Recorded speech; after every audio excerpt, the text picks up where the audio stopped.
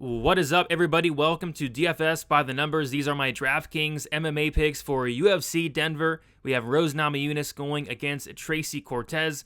And yeah, it's a kind of a weird card. We are, of course, in elevation in Denver.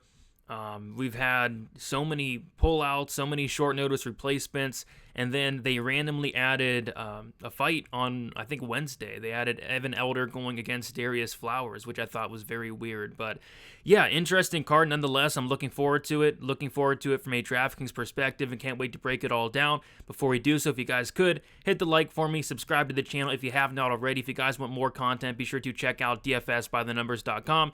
There you'll find all my fighters' stats, targets, projections, ownership projections, rankings, prize picks article, DraftKings article, lineup optimizer, and much more on dfsbythenumbers.com. I do want to shout out the sponsor of the video, and that is Daily Grind Fantasy. If you guys are into prize picks and underdog, check out Daily Grind Fantasy. They take the lines from the sports books and give you the most plus EV plays on prize picks, underdog, and many other daily fantasy websites. And it's not just UFC, they have really every sport out there, and even sports that I didn't even know were sports. It's on there as well. Use the promo code DFSBTN, get 25% off your first month. The link is in the description. And with all that out of the way, let's talk about these fight doesn't go to decision lines. Here in the first one up top, we have Abdulrazak Alhassan going against Cody Brundage. The fight doesn't go to decision is minus 400. I think this is a very important fight to target here. Abdulrazak Alhassan, 12 wins, 11 of them come within the first round, and all 12 of them come under 1.5 rounds. Cody Brundage, 4 wins in the UFC, all 4 of those wins coming in the very first round. I think there's a good chance that somebody gets served here within those first 5 minutes. I'm personally on the Alhassan side here, but we've seen Cody Brundage do it time and time again. It's hard to count out a guy like Cody. This guy, Cody's live against many guys, even when he's at in my opinion, a tough matchup here against Abdul, a guy that hits like a truck. We've seen Cody go out there, get that come from behind guillotine against Dalcha. We've seen him flatline Tresean Gore. We've seen him get a disqualification win against Jacob Malkoun, the slam knockout against Zachary. So Cody can get it done, but I'm personally on Abdul. But this is a fight that I'm going to be very heavily exposed to, especially at these salaries. Next, we have in my opinion, borderline almost must target here. It's Drew Dober going against Gene Silva. This is a fight where I don't really have the strongest read on who's going to win the fight. Gene Silva obviously fought at UFC 303, had an incredible performance. He's turning around on very short notice, coming up a weight class against Drew Dober in elevation. But Gene Silva clearly has a ton of power. Drew Dober, I think his chin is not where it once was. So yeah, I think Gene Silva's very live for a knockout, but you got to think if this fight does get extended, it is going to favor a guy like Drew Dober, who's going to have the better cardio, you got to imagine, especially with the short notice aspect of things. The fight doesn't go minus 300, so I think there is a good chance this fight does finish inside the distance. Could see a scenario where it goes to decision, but even then, at these salaries, Joe Dober 8,200, Gene Silva 8,000, it's hard to see the winner not score very well, and just how I see this fight playing out, which is going to be just a stand and bang type fight. Next, we have Gabriel Bonfim going against Angelusa. The fight doesn't go as minus 220. And yeah, there's a couple fights on this card where it's like, somebody's probably going to win early, and if that fighter doesn't win early, the other fighter is probably going to win late. And that's kind of how I see this fight playing out. Bonfim, he's expensive, 9,300. This is a guy that I think if he's winning, I think it's going to be in the first round and a half. And Angelusa, for me, this week is a dart throw. If he's able to survive those first 7.5 minutes, I do think he's going to have the better cardio. We've seen Gabriel Bonfim crumble in the past. So yeah, I think, me personally, I am leaning towards Bonfim, getting him out of there early. But Angelusa, if he can survive those first 5 to 7.5 minutes, he could be live down the stretch. And then we have the fight that was just recently added on Wednesday. And we do have salaries, which is nice. We got Evan Elder, Darius Flowers. The fight doesn't go as minus 180, which seems very generous for a Darius Flowers fight. This is a guy in Darius Flowers who's been to decision not many times. He went to decision in his last fight against Michael Johnson, but prior to that, he got finished in all 6 of his losses before that. Evan Elder is a guy that's going to push a pace. I think somebody's getting finished here. I think Darius Flowers has about 5 minutes to find the chin of Elder, and if he doesn't, I think he kind of crumbles down the stretch. So another great fight to target, but I do like Elder there. Getting into the core plays, Rose Namajunas 9,000. I like her in cash. I like her in tournaments as well. There are a good amount of plays that I do like up in this 9K range, but yeah, cash especially, it's Rose here for me, 9,000. I don't even mind like stacking this fight for cash because I do think this fight probably does go 25 minutes. If there's a finish in this fight, it is going to be on the Rose side. I don't see Tracy Cortez really finishing anybody, let alone Rose Namajunas. And yeah, Rose has 25 minutes to work with. I think she can land a bunch of strikes, significant strikes as well. I could even see her maybe getting a takedown here and there. Also, some control time mix in there. Yeah, 25 minutes for Rose to work with. Even in a loss, I still think she has a solid floor because, again, I don't see Tracy Cortez finishing really anybody at this point. So, yeah, Rose Namajunas for me, 9,000. I like her quite a bit. Next, we got Abdulrazak Alassane, somebody we touched on. Yeah, I like Alassane here. I think this guy has a ton of power. I think it's kind of a rough matchup for Cody Brundage. Brundage has been finished 4 times. Brundage is one of those guys that is a really good hammer and a really bad nail. And I just think that if Brundage is not able to get his way, he's going to get hit hard, and he's probably going to look for a way out. So I like Alassane here, 8,500. Josh Fremd, 8,300, another fight that I do think probably finishes inside the distance. He's going against Andre Petroski. And yeah, like I talked about earlier, there's a couple fights on this card in elevation where it's like, I think this guy can win early, and if not, I think he's going to get finished, and that's Petroski. I think Petroski could go out there and win in the very first round, very first 7.5 minutes, but if not, his cardio's not great in general. How's it going to be in elevation? Probably not good at all. So I like Fremd here to weather that early storm and get a finish in the second or third round. And I like the price tag of 9,300. Next, we got Evan Elder, who's going to be the most expensive fighter on the entire slate at 9,400.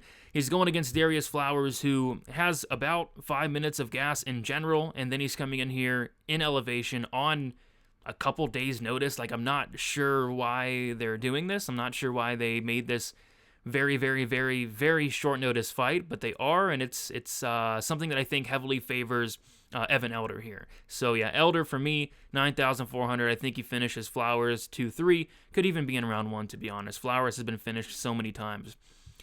Moving on to the GPP plays here. Gabriel Bonfim, we talked about a little bit. Yeah, I think if this guy's winning, he's winning early. The only tricky part with this fight is Angelusa has never been finished ever. 13 fights for Angelusa, never been finished, and he's fought some tough guys, or some really good guys like Jack Della Maddalena. The Brian Battle fight, it did look like he was potentially on his way to getting broken in that fight, but yeah, I think Bonfim in a win, it's the first round. It's the first round and a half. It could be a knockout, could be a sub. So yeah, I don't mind the early finishing upside that Bonfim brings to the table. We just got to be aware that if this fight does get extended, it's going to probably end very poorly. Luana Santos, 9,200. I do like Santos here in this matchup, 9,200. It is expensive, but I just feel like she has a clear path to victory here. She's very decent on the mat, especially compared to Agapova. And then another one of these fights where it's like, I'm attacking these gassers. We've seen Agapova gas time and time again under regular circumstances, and now put Agapova in high elevation. I don't think that's going to fare too well for her.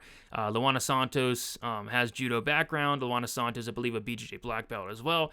See, I think at some point Santos gets his fight down to the mat, and when it does, there's going to be a big levels difference on the ground. Agapova, anytime we've seen her off her back, it hasn't looked good at all. So I like Santos probably getting a finish in round 2 or round 3, and she does have takedown upside as well. Christian Rodriguez, 9,300. I don't mind some C-Rod here. I think he has sneaky finish upside here. He's going again, and maybe it's not even sneaky. Maybe it's not sneaky at all, because Julian Erosa has been knocked out just so many times. He's been hurt so many times. He's been dropped so many times, and although Rodriguez has not flashed much power at all in the UFC, he's going against Julian Erosa, who I think the chin just could be toast at this point. 34 years old for Erosa. This is going to be his 41st fight. He's taken a ton of damage. Yeah, if Rodriguez can land something clean, there is a good chance he probably does knock out Julian Erosa. So 8,900 for C-Rod. Even if this does get extended, C-Rod's a guy that has solid volume as well across 15 minutes. But if I was attacking C-Rod, it would be for that sneaky finish upside here. And then Gene Silva, we touched on a little bit. I do think this Gene Silva-Drew Dober fight's extremely important. I do lean towards the Gene Silva side. He's the cheaper fighter on DraftKings. You're getting a $200 savings there. I like that. And I also think, well, he is the younger fighter here, and he's a guy that I think at this point of their careers is more durable. Drew Dober, a guy that I never thought we'd see his chin cracked. It has been cracked. He's getting hurt more and more as his career's gone on. This is going to be Dober's 41st fight in the UFC. So Gene Silva, the guy has a ton of power, and I think he does have enough power to put the lights out on Drew Dober. But yeah, Dober, if this fight gets extended, I do think it favors him. Moving on to the live dogs. A couple dogs that I think have some solid upside, and the first one's going to be Devon Blackshear. I see this fight as 50-50. I'd be a lot more confident in Blackshear if he was coming in here on a full camp. That is not the case, so I'm not going to go all in on him or nothing like that, but I do think he could go out there and win those first 2 rounds. The third round is going to scare me. Every time we've seen Blackshear in a third round, when he's taken a fight on short notice, which he is here, it does not look great. The Zalal third round was a really bad look. The Mario Batista third round was a bad look as well. And yeah, so what I'm banking on here is Blackshear going out there and winning those first 2 rounds and maybe surviving that third against Montel Jackson. I think Devon Blackshear absolutely has the skills to get it done. It's just that short notice thing that I don't love for the guy. Andre Petroski, 7,900. I think he's first round and a half or bust here. Which, yeah, I mean, he could absolutely get Fremd out of there early. Fremd has awful takedown defense. Fremd has solid submission defense, but Petroski's no joke on the mat. It's just as this fight goes on, I think Petroski's going to be in serious trouble, so I think it has to be early, and for that reason, I don't mind attacking some Petroski for that first round upside. Cody Brundage, 7,700. Same thing. I think if Brundage is winning, it's early. This guy has 4 wins in the UFC. All 4 of them come in the first round. Great hammer, bad nail. Fights I'd like to target. If he's winning, if he's getting his way, he's probably finishing Abdulrazak Al-Hassan in the first round, maybe landing something big, maybe getting on top and getting a sub early on. So yeah, I don't mind some Brundage. Gotta love these killer be killed type fighters. And then maybe an under-the-radar one here. It's going to be Muslim Salikov. I've never really been high on the guy, but this is a fight that I feel like these salaries should be a lot closer. I think both these guys are coming towards the end of their career. Ponzinibbio's not been looking great as of late. He's now 37 at this point. I don't think the durability of Ponzi at this point is that great. Salikov, I think he has about 5 minutes in him at this point of his career, and really in general. Like, this guy's always slowing down after the first round, especially elevations. So I think if Salikov's winning, he might be catching Ponzinibbio early on here. If not, I do think it's going to get ugly very quickly for Salikov. He's not somebody that's going to wrestle, especially here in Denver. He's not somebody that's going to throw a ton of volume. But if I'm taking a shot on Salikov, it is for that early first round knockout upside, which I do think is on the table here. All right, getting into the prize picks play for this week. If you guys want to check it out, use promo code DFSBTN. You'll get a 100% deposit match up to $100 on prize picks. And I'm going with Abdulrazak Al-Hassan, less than 6.5 minutes fight time. Abdulrazak Al-Hassan, all 12 of his wins come under 6.5 minutes. Cody Brundage, all of his wins in the UFC have come in the very first round. So I think somebody does get served here. Somebody does get served early on. There's a lot of fight time props I'm liking from a prize picks perspective, and I'll be getting out my prize picks video sometime this week, so be on the lookout for that. But yeah, this is one that I do not mind whatsoever. Abdulrazak Al-Hassan, less than 6.5 minutes fight time. Let's get to the pump plays here. A couple sticking out. Tracy Cortez, I like her in cash. Like I said, I don't mind stacking this fight in cash. With Cortez, you have takedown upside. I mean, that's what she's going to need to do here is get takedowns, get control time. And I think she can for the first couple rounds here. I think as the fight goes on, it's going to get harder and harder for her to get takedowns. But yeah, early on, I can see some takedowns, some control. Even on the feet, like I do favor Rose quite a bit, but Tracy Cortez can definitely land some strikes on the feet as well. And if this fight does go 25 minutes, even at a loss at this price tag, I think Cortez is a decent play. If she was to win this fight at 7,200, you're going to be very happy with that as well. So I don't mind Cortez, especially in cash, but for tournaments as well, I'll be sprinkling some. Darius Flowers, the dart throw of all dart throws, if he's winning, it's in the first 5 minutes, especially here in Denver. And I think that should be the game plan for Darius Flowers. The game plan should be to go out there and try to take off Elder's head in the first 5 minutes. If it works, it works. If it doesn't, he's probably going to get served later on in the fight. But yeah, Darius Flowers, first round upside.